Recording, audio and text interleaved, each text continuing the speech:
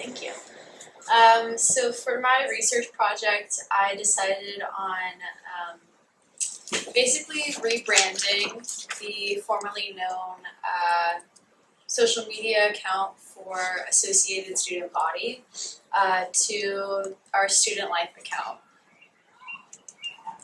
One of the main goals for me when looking at the problem statement was that this past year as a student, I saw a lot of inconsistencies, a lot of outdated and misplaced information, and the main issue that I had personally was this social media page was basically a fan account, meaning that it only featured what the people on the team valued and appreciated and were involved in, and it didn't actually cover what the entirety of the school was involved in and what they stood for and really what other events were going on.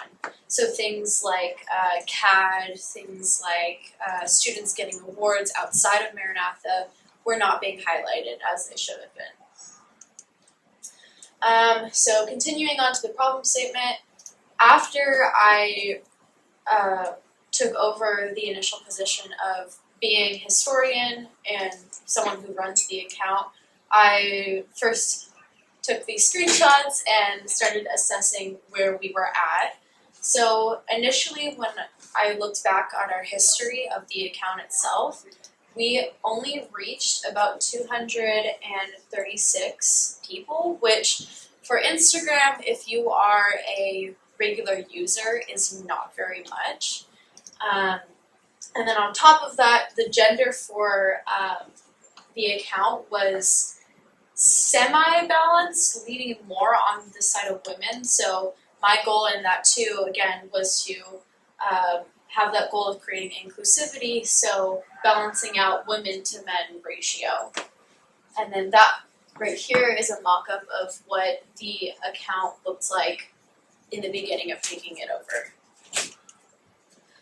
So again, the goals through this research process and going forward were first and foremost creating inclusivity, making sure that all sports, all arts, academics, and clubs, and that anybody and everybody could be highlighted. And it was supposed to be and the goal moving forward was to be sort of a digital scrapbook. So making sure that it included dates, descriptions to students who possibly graduated or over the summer they could look back and see what happened that year. And then of course to have fun and making sure that whatever content was being produced for students and not necessarily for recruitment or for parents, which was within reason, keeping things appropriate and within the school values. So going forward, I would like to define some things. The first is that social media marketing is a very specific form of marketing. The platforms are used to connect with audience, to build companies' brands, increase sales, and drive website traffic, which in this case, I focused specifically on driving website traffic. You know, we wanted to make sure the school was being highlighted in a positive way to possibly drive admission rate. The second being the 5 Ps of marketing: product, people, price, promotion, and place. Obviously for this account, we didn't really focus on price or product. If you wanted to view it, you could view it as people being the product, and you wanted to promote said people in that way. And then the third and most important, in my opinion, is algorithm. What is an algorithm? So for social media, an algorithm is a way of sorting out posts based on a user's feed, interests, and interactions with other content. They prioritize which content the user sees, again, by what they have previously liked or are involved in. So my research question was, how can I, as a student, improve the quality of our account as well as keep a consistent brand for students to engage with? So my hypothesis going forward was with an increased posting consistency, keeping in mind that Instagram algorithm exists, having organized content and a consistent image, I hypothesized that our social media presence would grow and gain more attention from other schools, other students, and incoming freshmen. So I did research based off of current influencers, current marketers. One of the main articles was actually, how do I beat the 2023 Instagram algorithm? Because it can be seen as this sort of monstrosity of a being working against people. My secondary article was Eli Russell, who is head of branding for many companies for social media marketing, and he encouraged, again, consistency and making sure that whatever it is that you're producing is within the alignment of your brand and doesn't go outside of that. And then my third article, which was more based off of trial and error, was someone named Margot Lee, who is head of marketing at a social media company.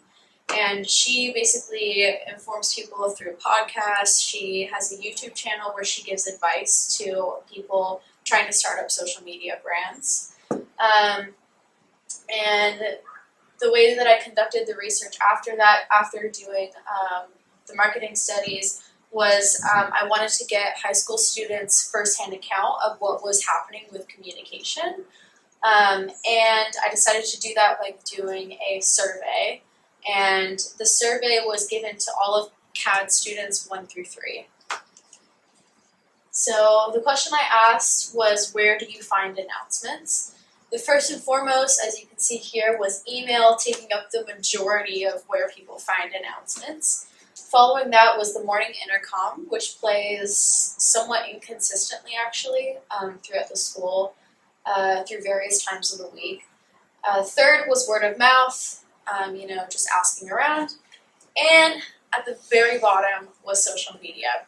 So knowing this, keeping in mind that email is very accessible to a lot of people, it was a matter of asking myself now, how do we get social media to get to the place that email is at? And so the process in doing that for me was I started by going through the brand identity of it, changing it from Maranatha ASB to Student Life. We ended up getting rid of a lot of the class colors, changing it to then house colors, which is a program that Maranatha has, and other simple things like changing the logo to be more aligned with the school itself, so visually it could be closer associated with Maranatha.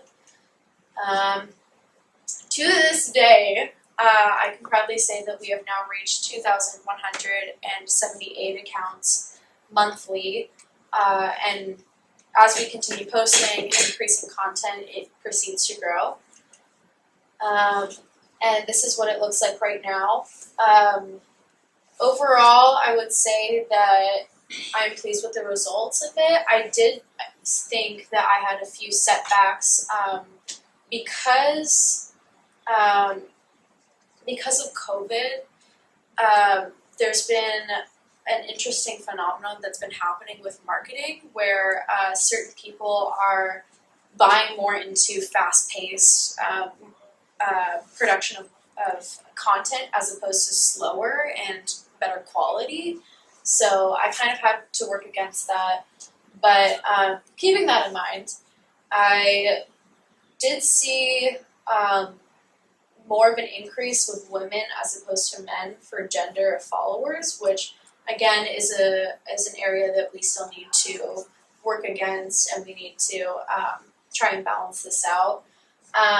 Overall, I would say that we have now gotten a grasp of how to use algorithms. We have been using things like Linktree to help people gain connectivity and kind of, again, reflect back on what has happened this past year. And we're using highlights now to organize more specifically for students to be able to find information easier and quicker.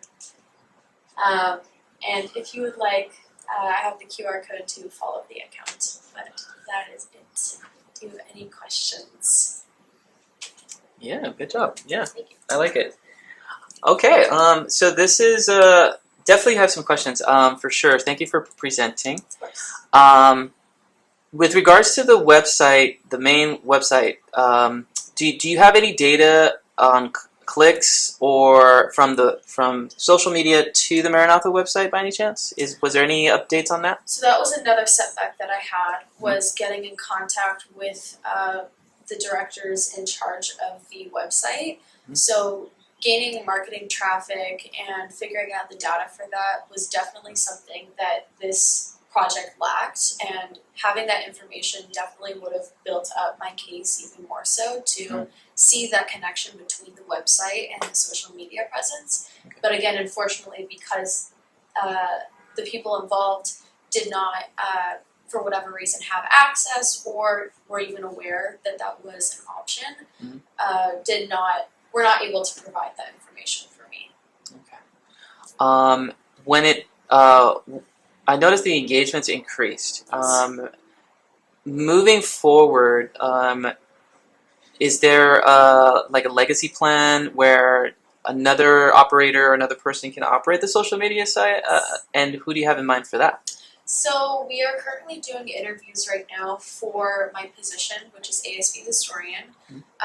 We have a wonderful student life director who is hand selecting and interviewing again for that. That person, whoever will take over this position and continue hopefully building and growing this program, is someone who is going to be involved in graphic design, cinematography, and who has a knowledge somewhat of marketing, or is taking courses involved in marketing. So. Okay. Perfect. When you mentioned engagement, I think length. You mentioned that the lengths were shorter. Could you elaborate? Were you saying that there is some type of short form version that seems to be more engaging than long form versions of content or video? Yes. So I have been looking at trends and research from COVID, I want to say from about 2019 to 2021. And it seems like more people are willing to engage with content that is quick, meaning it is a few seconds, nothing more than a minute really. That will drive up engagement. More people are willing to pay attention if it's shorter. So, making sure that, again, like whatever captions I wrote were short, sweet, simple, to the point, so that way it could get the point across quicker. I see. And, I have one more question. No worries. So, short form videos. Yes. Was there a specific type of content that was the highest engaging of the year? I would say it was probably, if I can remember, I don't have the exact one, but from memory, I believe it was, we had a past World Culture Day, which was exactly how it sounds. It was a bunch of students having a bunch of tables celebrating and informing people of their culture. That got a lot of engagement, I think, because the main school also collaborated with that, so it gained even more audience attention. And obviously the timing of it all, the fact that it was some sort of awareness month for some ethnicity, I don't exactly remember. The engagement for it increased due to date and timing as well. But yeah, I would say that post specifically did really well. Awesome. Okay, great. Well, thank you for your hard work. This was really fascinating to see, and I'm happy that we increased engagement in one school year. So thank you for your hard work and reporting and putting it all together for us. Thank you. We hope to continue the trend for next year. Yes.